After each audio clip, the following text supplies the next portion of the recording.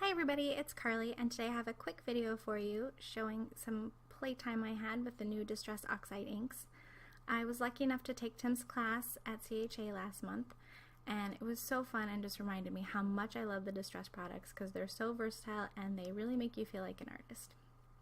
I'm using a technique to create the background that Tim taught us, applying that Distress ink first to my craft mat, adding water, and then dragging my cardstock through.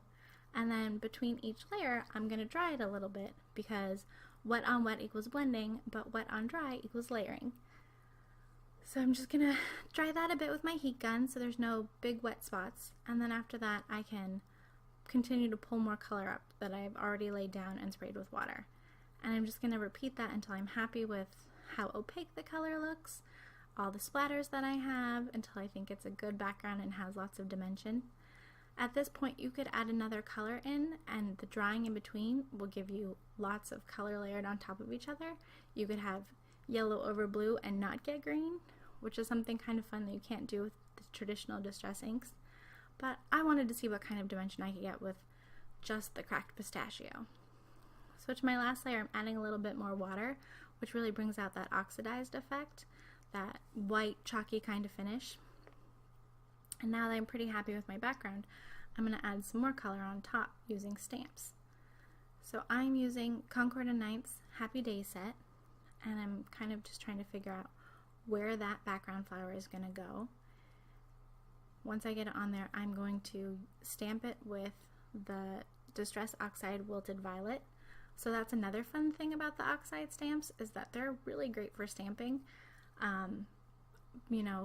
With Distress inks, you usually have to use your MISTI and do a couple of layers to get a clean stamp because they're supposed to look distressed. With the oxides, you get it right away. You can see it there. I am stamping it again because I want to get a lot of pigment down on the page. I'm going to apply more water and let it react. So that is why I used my MISTI and stamped it twice. Now I am going to spray that flower with water and let the pigment kind of run and pool and give a really pretty watercolored effect. I'm going to dry it with my heat gun to move the pigment around some more and just kind of get the look I'm going for. You'll see at the end of this video, I repeated the exact same process but with my traditional Distress inks in Cracked Pistachio and Wilted Violet, and it's just fun to see not only the color comparison but how you can do, a similar card, but it's going to come out different. It's more transparent, it's less layered, the colors are slightly different, so just look for that at the end of the video. It's really fun. Now that I've got that purple flower dry and how I want it, dabbing off a few big wet spots, and then I'm going to stamp the coordinating flower bouquet die from the Concord & Knight's Lovely set over it. I'm using Ranger's Grape Soda ink, which is a really pretty purple ink. And I find those Ranger ink pads have great colors. They're a little bit drier than some of my other stamp pads, like Hero Arts and Alt New, but they're really pretty and easy to use when you have a MISTI because you just stamp it until you're happy with the color you've got down.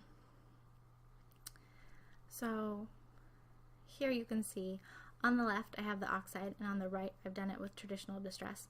And then here I've done it the traditional Distress on the left, oxide on the right. Thanks for joining me today. Have a great day.